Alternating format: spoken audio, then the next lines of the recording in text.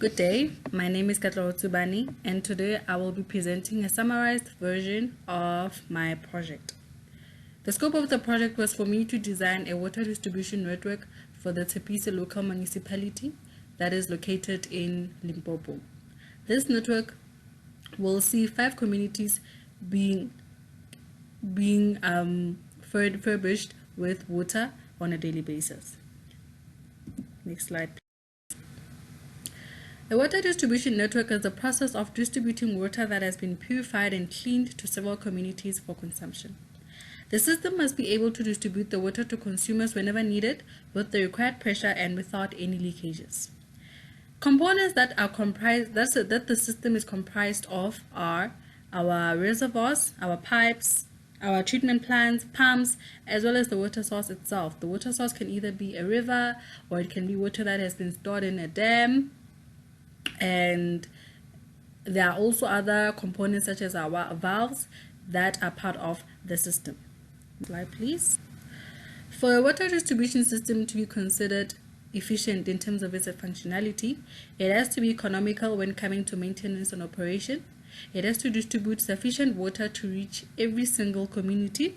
It has to be watertight with little to no leakages, and there has to be no contamination that occurs on the system, because occurrence of contamination means that the health of the people who are going to consume the water that is in the system will be greatly compromised. Next slide. There are several methods that can be used to distribute water in a system. One can either use the gravity system or the pumping system, which is what I used in this project due to the elevation of our source, considering that the source was at a lower point as compared to the way the communities were based. So we needed the help of pumps to run the water to the communities. How a pumping system works is that it uses the help of pumps to distribute the water to the communities, as I've already mentioned. Advantages and disadvantages of using a pumping system are that the advantages are that water is lost minimally due to low leakages, and also water can be pumped only when needed. The disadvantages are that the maintenance costs of a pumping system are extremely high, and also breakdowns of the system occur when there are power failures, especially now since South Africa is greatly facing load shedding on a constant basis. This means that there are several communities that are impacted where pumping systems are used, where they don't have any water when there is load shedding due to the fact that there is no pumping that takes place due to no electricity. Next, please. When designing this system, I used the software IPANET. IPANET, sorry for that.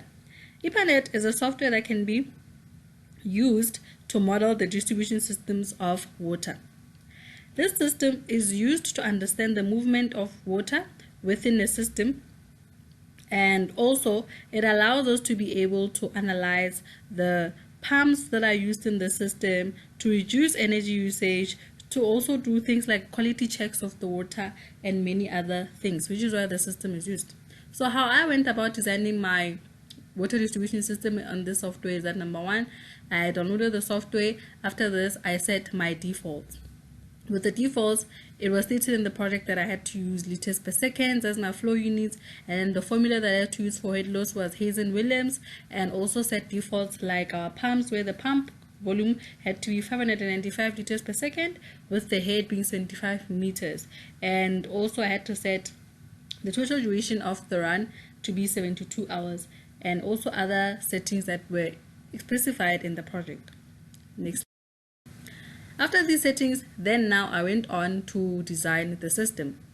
To design the system, there are icons that represent whatever part of the system you want to put in. For instance, there's an icon that represents a source, an icon that represents pipes, an icon that represents the tanks and junctions.